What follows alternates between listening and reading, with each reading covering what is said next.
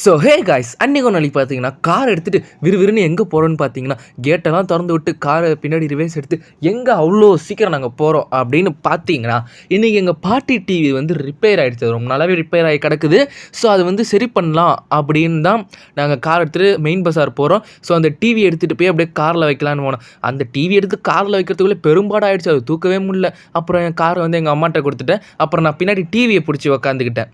விறுவிறுன்னு காரில் டிவியை வச்சு உக்காந்தா அதுக்குள்ளே ஆர்ச்சி கேட்டு வந்தாச்சா.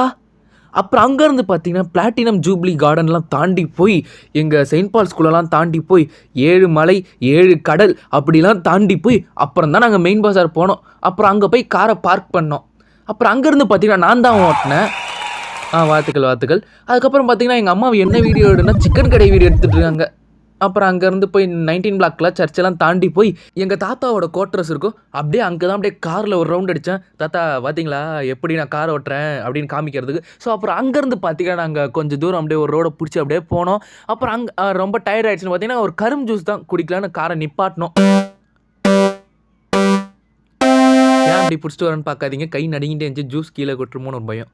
அப்புறம் அங்கேருந்து பார்த்தீங்கன்னா ஒரு க்ரோசரி ஸ்டோருக்கு போய் சில பொருள்லாம் வாங்க வேண்டியது இருந்தது. அங்கே எனக்கு ஒரு பெரிய ஷாக் ஆகிடுச்சு. என்னன்னா சோப்பு விலை 150 ரூபாயா அப்படின்னு பார்த்துக்கிட்டே கல் தடி.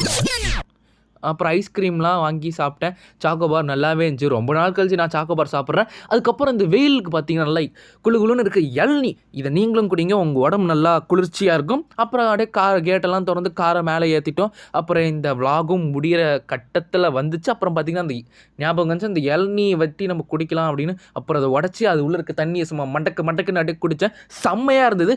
அதுக்கப்புறம் அது உள்ளே இருக்க வழுக்கையும் சாப்பிட்டேன். அது அல்டிமேட்டாக இருந்தது.